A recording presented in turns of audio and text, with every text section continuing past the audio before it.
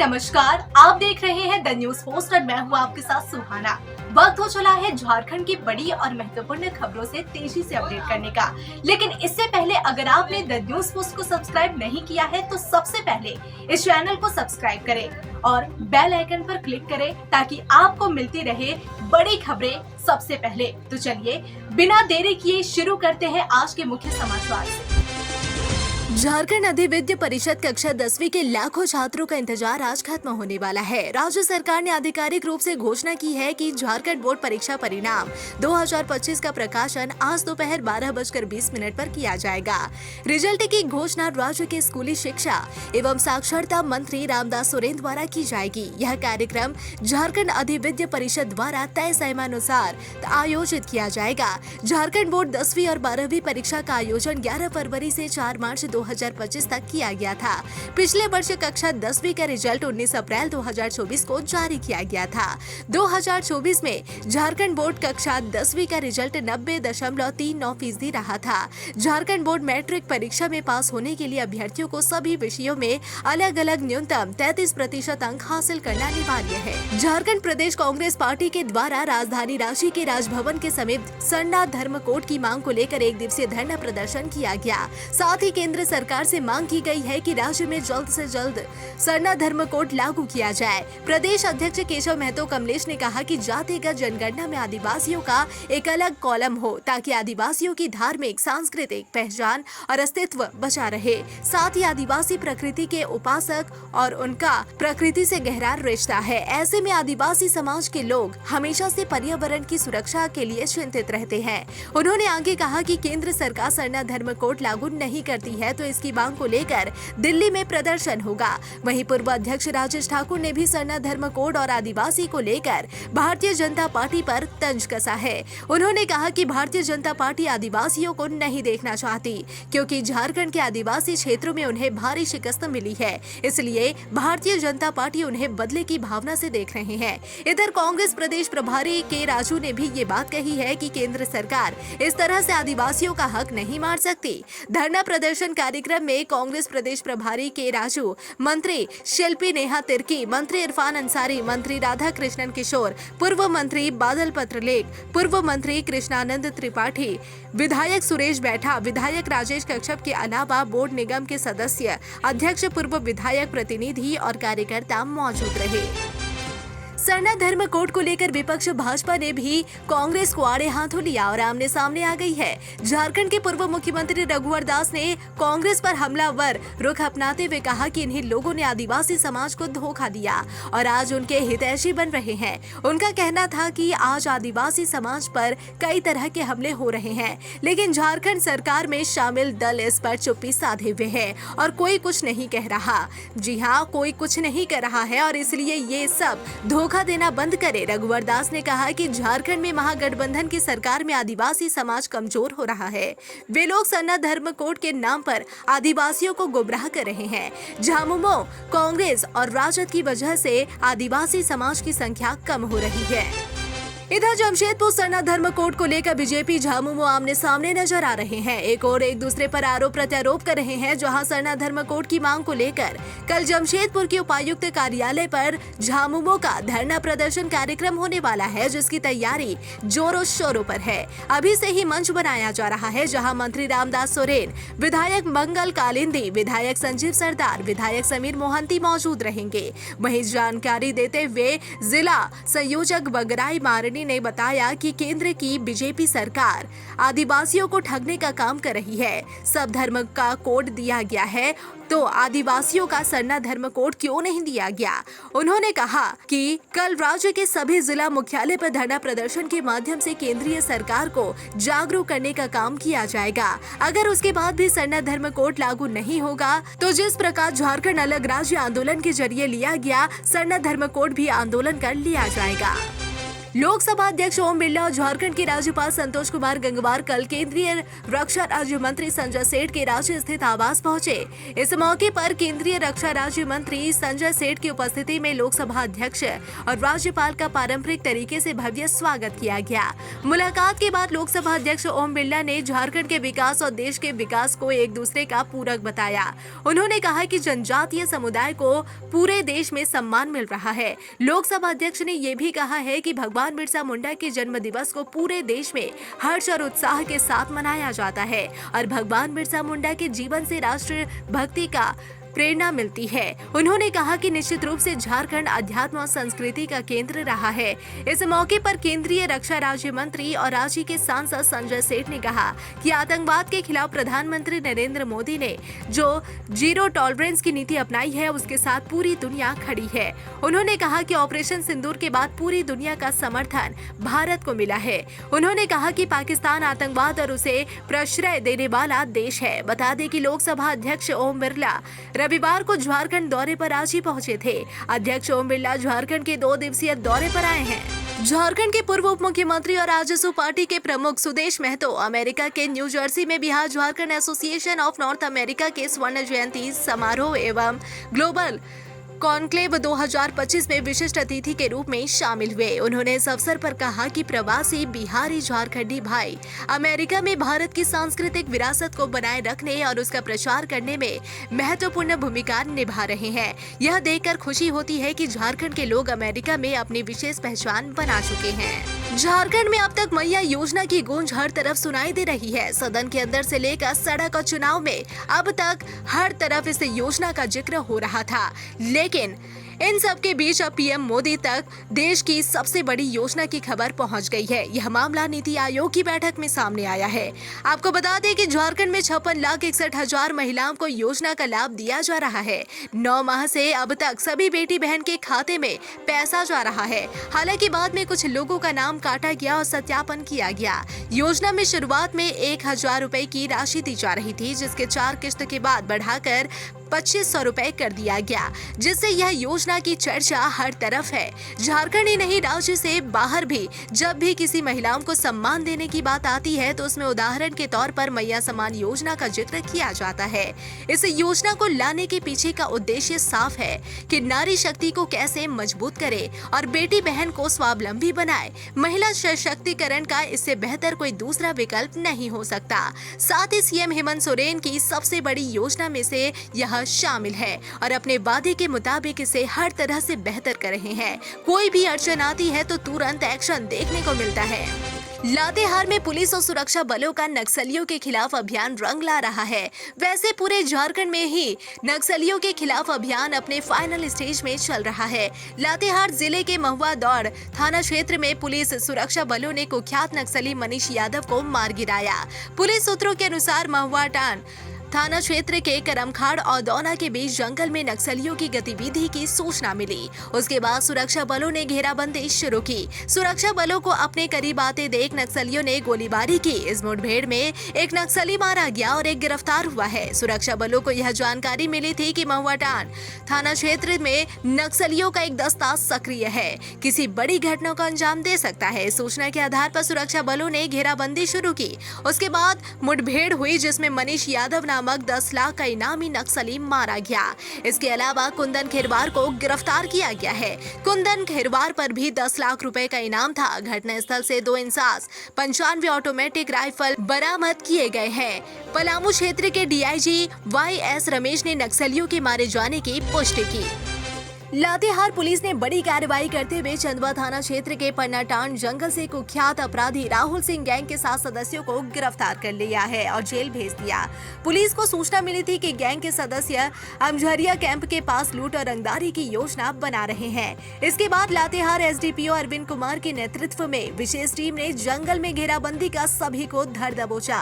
गिरफ्तार अपराधियों की पहचान रोहित कुमार, कुंदन तुरी, विशाल लोहरा, शुभम लोहरा, प्रमोद लोहरा, विक्रांत सिंह और विनय गुप्ता के रूप में हुई है। ये सभी लातेहार, चंदवा और बालूमाथ के रहने वाले हैं। पुलिस के अनुसार सभी की उम्र 20 से 26 साल के बीच है और ये काफी समय से आपराधिक गतिविधियों में लिप्त थे।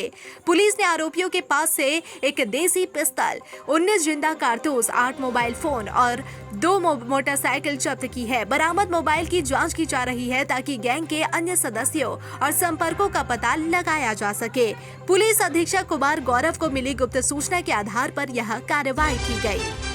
देवघर के जसीडीह थाना क्षेत्र में एक सरकारी शिक्षक की हत्या का मामला सामने आया है। मृतक की पहचान नंदकिशोर दास के रूप में हुई है। वे जमुई जिले के चंद्रमंडीह प्राथमिक विद्यालय में कार्यरत थे। रविवार शाम को नंदकिशोर बाजार जाने के लिए अपने घर से टावर चौक की ओर निकले थे। देर रात तक घर नहीं लौटने पर परिजनों ने उनकी तलाश शुरू की। मोबाइल पर संपर्क का प्रयास भी किया, लेकिन सफलता नहीं मिली। परिजन रात भर सदर अस्पताल और जसीडीह रेलवे स्टेशन पर उन्हें खोजते रहे। जानकारी के मुताबिक सोमवार सुबह डिगरिया पहाड़ के जंगल में एक लाश मिलने की सूचना मिली। सदर अस्पताल में शव की पहचान नंदकिशोर दास के रूप में हुई। मृतक के मुंह और चेहरे पर गंभीर चोट के निशान पाए गए हैं। परिजनों का कहना है कि नंदकिशोर की किसी से कोई दुश्मनी नहीं थी। उन्हें बाइक चलाना भी नहीं आता था। ऐसे में वे डिगरिया पहाड़ के जंगल तक आखिर कैसे पहुँचे, यह जाँच का विषय है। परिजनों को आशंका है कि उनकी हत्या कर लाश को जंगल में फेंक दिया गया।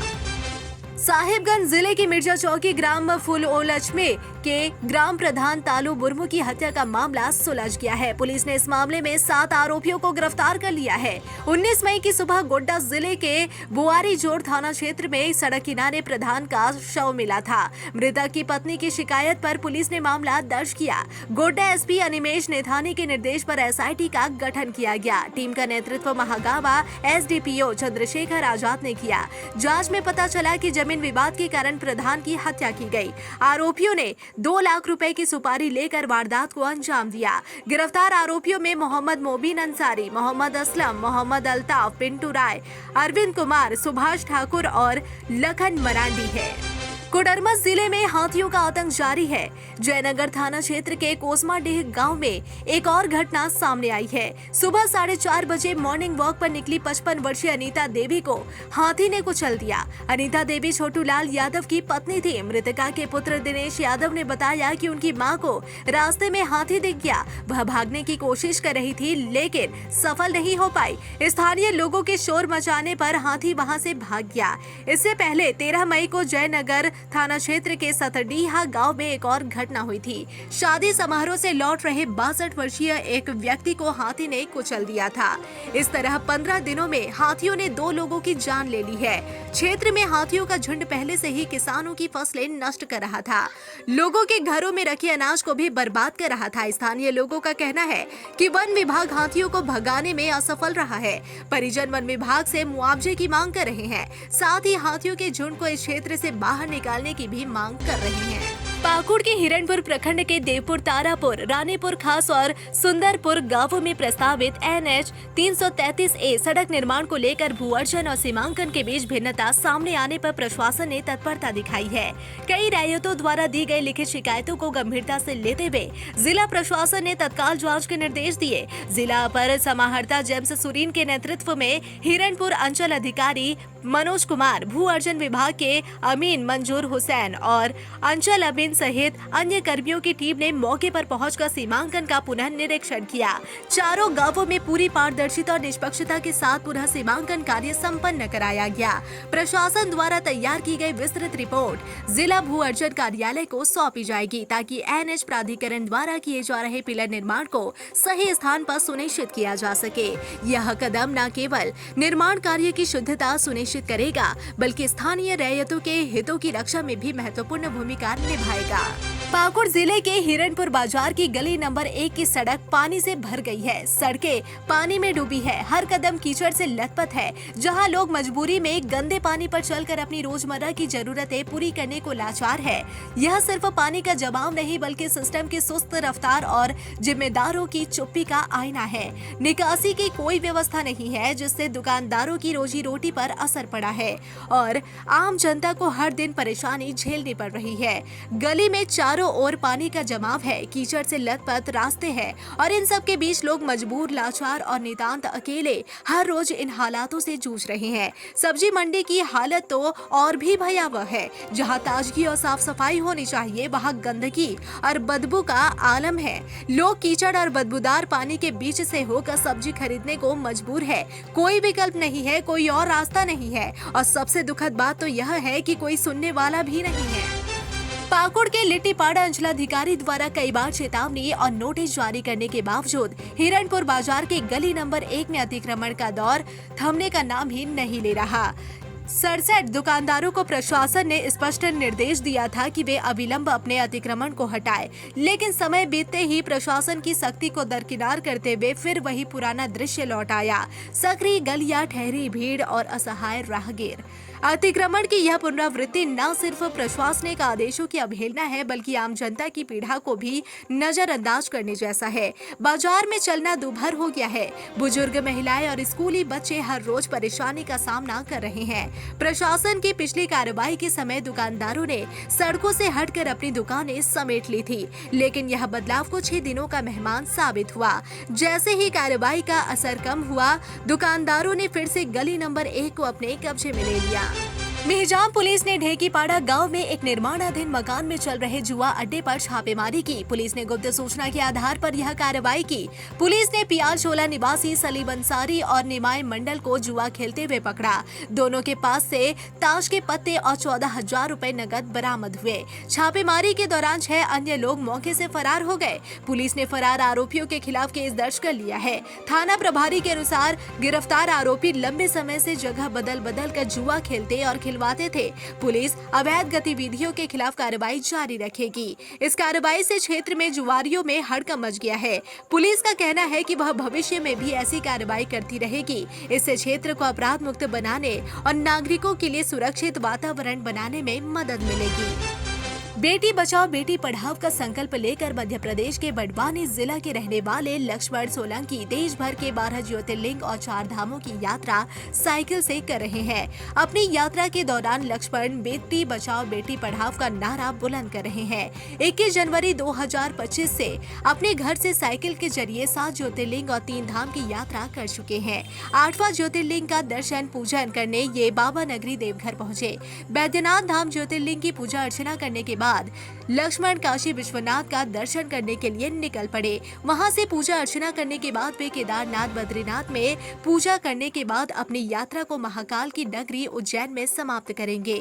लक्ष्मण जहां जहां जा रहे वहां उनके द्वारा सभी सुखी रहे, सभी स्वस्थ रहे के साथ साथ बेटी को बचाने और बेटी को पढ़ाने की कामना कर रहे हैं। उनके इस नेक काम की सराहना सभी कर रहे हैं।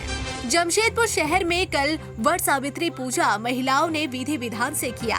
सुबह से ही कई जगहों पर वट पेड़ की परिक्रमा कर महिलाएं अखंड सुहागिन की कामना करते हुए नजर आई। महिलाएं पूरी श्रृंगार कर वट पेड़ के पास आकर पेड़ की पूजा अर्चना के साथ कच्चे धागे से पेड़ के चारों ओर परिक्रमा की। इधर गुमला में भी पति के दीर्घायु की कामना को लेकर सुहागिन महिलाओं के द्वारा वट सावित्री की पूजा की गई। कल सुबह से ही हल्की बारिश के बावजूद पूजा के लिए वट वृक्ष के नीचे महिलाओं की काफी भीड़ देखी गई। पुजारी के द्वारा विधि विधान से पूजा अर्चना कराई गई। वहीं 16 श्रृंगार कर महिलाएं पति के अलावा परिवार की सुख समृद्धि की कामना करते नजर आई। वहीं दूसरी ओर पहलगाम आतंकी हमले के खिलाफ महिलाओं ने कहा कि पाकिस्तान को सिंदूर की कीमत का पता चला।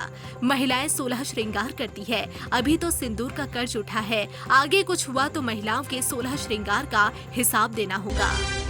झारखंड सरकार ने राज्य के खेल प्रशिक्षकों की लापरवाही को लेकर गंभीर कदम उठाए हैं। खेल निदेशालय ने सभी डे बोर्डिंग खेल प्रशिक्षण केंद्रों को पत्र भेजकर प्रशिक्षकों से प्रशिक्षण गतिविधियों की रिपोर्ट मांगी है। इसके साथ ही प्रशिक्षकों को केंद्र में अपनी उपस्थिति का प्रमाण GI टैग फोटो के माध्यम से प्रस्तुत करना होगा।